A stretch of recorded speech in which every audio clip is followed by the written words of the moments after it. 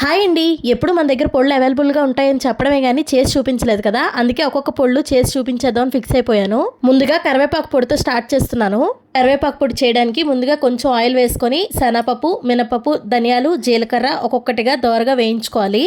ఇప్పుడు వేగిన ఈ పప్పుల్లోకి కొంచెం చింతపండు కూడా వేసుకొని 2 మినిట్స్ వేపుకున్న తర్వాత పప్పులన్నింటినీ పక్కకు తీసేసి అదే ప్యాన్లో 1 స్పూన్ ఆయిల్ వేసుకొని ఎండుమిర్చి కూడా దోరగా వేయించుకొని అది కూడా పక్కకు తీసేయాలి. ఇలా ప్యాన్లో ఆయిల్ వేసుకొని కడిగి ఆరబెట్టి పక్కన పెట్టుకున్న కరివేపాకును వేసుకొని లో ఫ్లేమ్లోనే ఇలా కలుపుతూ బాగా వేయించుకోవాలి.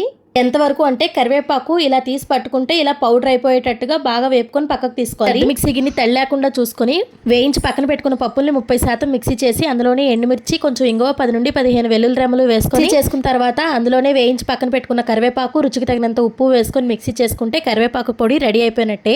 ఇడ్లీ, దోశ, అన్నం ఎందులోకైనా సరే పొడి పర్ఫెక్ట్ గా ఉంటుంది. కొంచెం నెయ్యి అద్దుకొని తింటే సూపర్. అసలు కరివేపాకు తినడానికి ఇష్టపడిన వాళ్ళు, హెయిర్ ఫాల్ అయ్యే వాళ్ళు, బ్యాచిలర్స్ కి అందరికీ కరివేపాకు పొడి చాలా బాగా ఉపయోగపడుతుంది. మీకు ఎలాంటి హెల్దీ అండ్ స్పైసీ పొళ్ళు కావాలన్నా లేదా హెల్దీ స్నాక్స్ కావాలన్నా సరే ఇక్కడ స్క్రీన్ పైన ఇచ్చిన నెంబర్ కాంటాక్ట్ అయిపోయి మీకు నచ్చిన ఐటమ్ ని ఆర్డర్ పెట్టుకోండి. టేస్ట్ ని ఎంజాయ్ చేయండి, హెల్దీగా ఉండండి. మన ఛానల్ ని సబ్స్క్రైబ్ చేసుకోండి. Bye bye.